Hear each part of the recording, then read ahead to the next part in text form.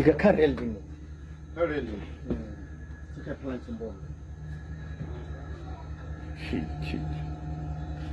Hi. Oh my God.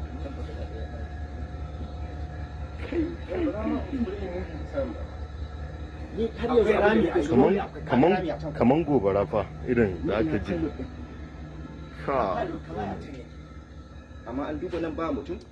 Well, that video you see in there, definitely breaking news. It took place just yesterday, and till today, of course, many are still talking about it. Well, that takes you to our top story, where we started from Nigeria on an extremely sad note this morning. The train you see on the screen, conveying passengers from Abuja to Kaduna, was attacked yesterday by gunmen suspected to be bandits in Kaduna State, with many passengers feared injured, while some, as of this morning, are said to be dead. Well, we're also getting reports that some of the assailants did engage in kidnapping, of course, taking some of the passengers away with them. And this is a sad development. Well, the bandits reportedly attacked the train around Dutse axis in Kaduna, just a few kilometers to the Rigasa Train Station in Igabi Local Government Area of the state. A very sad incident. Well, according to the passengers on the train, the bandits bombed the train track with an improvised explosive device, IED, which forced the train to derail. Our Abuja Based Correspondent joins us now for more updates on this attack. Good morning, Amadin. Such a sad situation that we have. But can you bring us up to speed with what you know about this attack at the moment? Good morning, Oluchi. Good morning, Joe. Okay, first of all, I would just like to clear the air. They've been designated as terrorists. So they are not bandits, but terrorists. Secondly, we hear that the train had just departed from Regina. Regina is about the last stop before Rigasa. Rigasa is the last train terminal in Kaduna, and the train had departed before the bandits had struck. Also, the Nigerian Railway Corporation has confirmed the attack, but it failed to confirm if any passenger was kidnapped. From reports, we have followed the events since yesterday.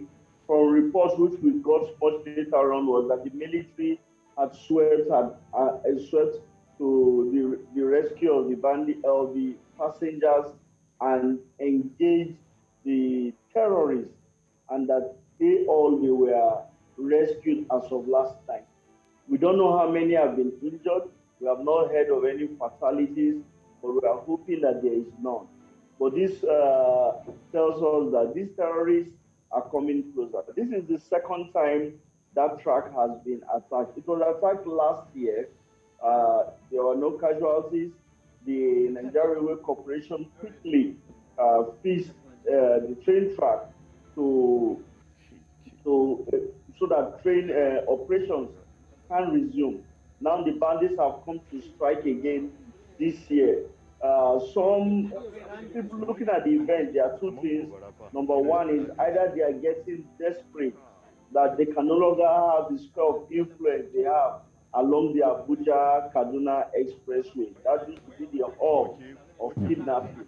Or looking at it from another perspective, is either the bandits are now looking that if they can spread fear to the train passengers and force them to begin to ply the Abuja-Kaduna route by road, because right now most passengers prefer to follow the train, which is safer and more comfortable.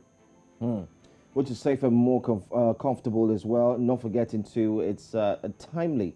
But Amadin, we have over time in Nigeria witnessed several cases of bombings and attacks within the northern part of the country. And it seems like you've rightly mentioned, this trend seems to get them more emboldened, and that's why they are actually engaging in these attacks, especially twice on this particular rail line. What's the nature of the security on these railways, by the way? It's one major question everyone seems to be asking. We did hear that the military came right in time, but what do you know about the security architecture of these railways? Now, I know that I've followed that train several times in the last few months. when we went out to do several stories in Kaduna, also on our way to Kano to cover the train in the inspection of construction work.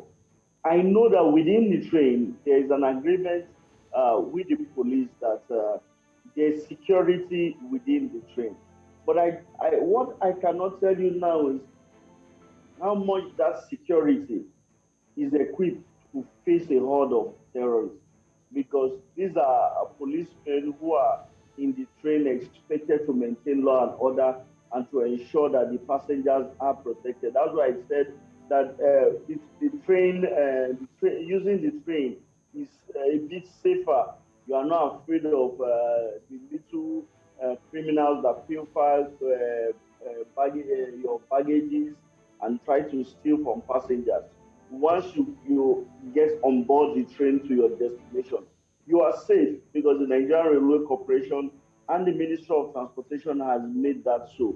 But now, when we talk about the train being attacked, sometimes if you understand how these terrorists attack, they come in their numbers, not one, not five, not 10. Most of the time, there are not less than 100 terrorists that attack. So the big question is, does the internal security of the train have the capacity to protect passengers if they face that kind of onslaught? So it's a question for those who map up our security architecture. I would prefer that along that area, an army base should be created, because Nigerians have more confidence on the military trying to protect them from terrorists and terrorism, because we know that our Nigerian police force is not equipped at this moment to be able to handle that kind of attack. We've cried for several years, we've raised our voices for several years that the police should be equipped. And when you keep on emphasizing on an issue for over 5 years and nothing is done, you just cannot explain where that shortcoming is coming from.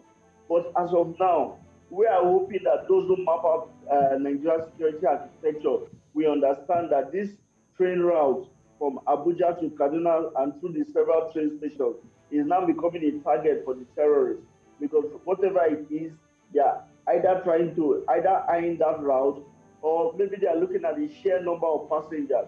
We hear on that trip there were about 970 passengers. Imagine kidnapping 970 people. You know what it is in a country where kidnapping has become a multi-billion-dollar industry. So we are hoping that those who design Nigerian security architecture will go back to their drawing board and look at this emerging trend and do something before it becomes a national problem and embarrassment. All right. All right. Thank you so much, Amadin Uyi, Abuja correspondent to Chief Bureau. Thank you for giving us the updates. We look forward to hear more updates from you concerning this attack. Thank you, Joe. Thank you, Oluchi.